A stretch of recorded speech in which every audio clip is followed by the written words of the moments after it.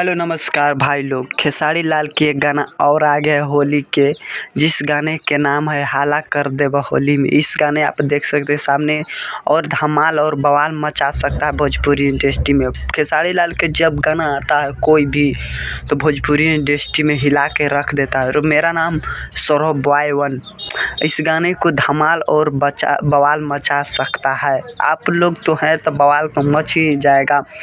और इस गाने को बात करें तो गाने को लिखे हैं पवन पांडे और म्यूजिक दिए हैं श्याम सुंदर सिंह और इस गाने को गाए हैं खेसारी लाल यादव। इस गाने को बात करें तो गाना आनंद म्यूजिक से आएगा 9 तारीख को सुबह 6:30 में और धमाल और बवाल मचा सकता है।